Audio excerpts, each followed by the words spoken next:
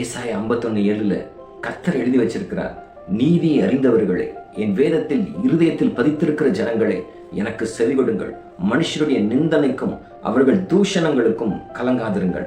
இன்னைக்கு என்னை பேசிட்டாங்க, என்னை நிந்திக்கிறாங்க, என்னோட போராடுகிற வார்த்தைகளை சொல்லி என்னை கலங்க பண்றாங்கன்னு கவலையோடு இருக்கிற உங்களுக்கு தான் ஆண்டவர் சொல்றார், மனுஷருடைய நிந்தனைக்கு தூஷணங்களுக்கு பயப்படாதுங்க, கலங்காதீங்க. ஆண்டவர் அதுதான் வாழ்ந்து காமிச்சார். இயேசு இந்த உலகத்தில் இருக்கும்போது கேவலமா பேசினாங்க, நிந்திச்சாங்க, தூஷிச்சாங்க, அவருடைய ஊழியத்தை தடை செய்தார்கள், போராடினார்கள். ஆனா யோவான் 12:19 பரிசேயருடைய கூட்டம் இயேசுவை பார்த்து சொல்றது, உலகமே அவன் பின்னாடி போகுதுன்னு.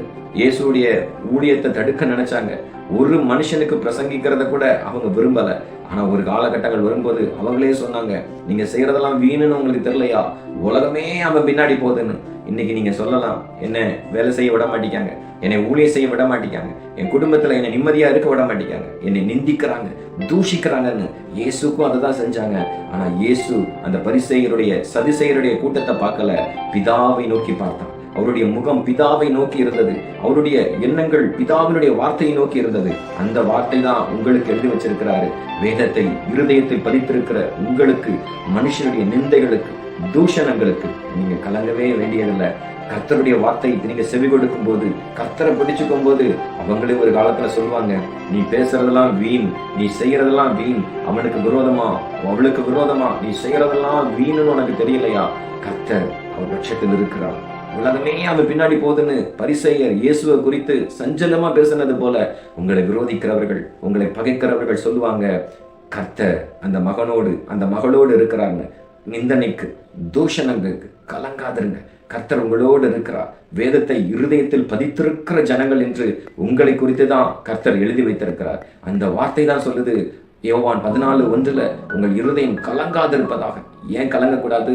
கர்த்தர் எழுதி வைத்திருக்கிறார். ஏசாயா 61:7 உங்கள் வெட்கத்துக்கு பதிலாக ரெண்டத்தனையான பலனை கொடுக்க கர்த்தர் காத்திருக்கிறார். கர்த்தர் காத்திருக்கிறார். அவங்க செய்யறதெல்லாம் வீணுன்னு அவங்களுக்கே தெரியற ஒரு நாட்கள் வருகிறது, ஒரு காலங்கள் வருகிறது.